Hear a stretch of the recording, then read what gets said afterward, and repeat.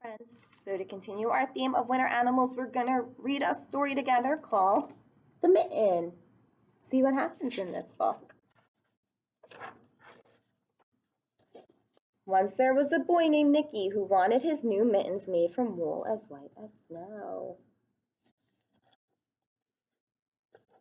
At first his grandma did not want to knit white mittens. If you drop one in the snow, she warned, you'll never find it. But Nicky wanted snow white mittens, and finally his grandma made them.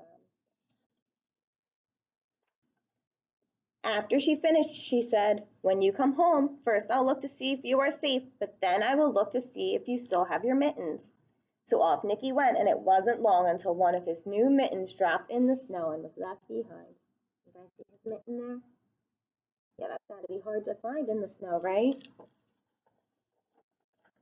A mole, tired from tunneling along, discovered the mitten and burrowed inside. It was cozy and warm and just the right size, so he decided to stay. Oh, look at the mole. You think he's gonna fit in there? Think so.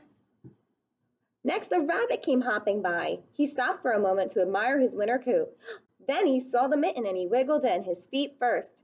The mole didn't think there was room for both of them, but when he saw the rabbit's feet, he moved over. Oh my goodness, Mitten keeps getting bigger and bigger. Next, a hedgehog came shuffling along. Having spent the day looking under wet leaves for things to eat, he decided to go into the mitten and warm himself. The mole and the rabbit were bumped and jostled, but not being ones to argue with someone with prickles, they made room. Oh my goodness. What's gonna come next? As soon as the hedgehog disappeared into the mitten, a big owl swooped down. When he had decided to move in, the mole, the rabbit, and the hedgehog grumbled, but when they saw his talons, they quickly let him in. Think he's gonna fit in there? Not sure, let's see. Think he did. Then up through the snow appeared a badger. He eyed the mitten and he began to climb in. There was no room left, but when the animals saw his nails, they gave him the thumb. Look what's coming next. Oh my goodness. It's a fox. It started snowing, but the animals were warm in the mitten. Just the sight of the cozy mitten made the fox feel drowsy. The fox poked his muzzle in, and the animals moved over.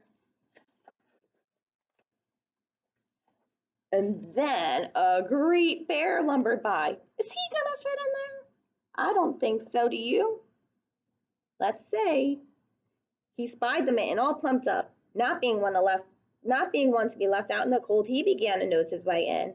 The animals were packed in as tightly as could be. But what animal would argue with a bear? The mitten swelled and it stretched. It was pooled and bulged to many times its size. But the knitting held fast.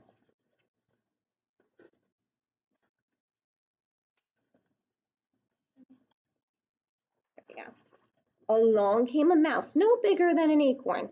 She wriggled into the one space left and made herself comfortable on top of the bear's nose. See her there? The bear was tickled by the mouse's whiskers, and he gave an enormous sneeze. Achoo! Uh-oh, what happened to the mitten? Yeah, they all came out, right? And look where it went. Right there. On his way home, Nicky saw a white shape in the distance. It was his lost mitten against the blue sky. As he ran to catch the mitten, he saw Grandma's face in the window. First, she looked to see if he was safe, and then she saw he still had his mitten. The end. There were lots of winter animals in that book, huh? Well, I hope you liked it. See you soon.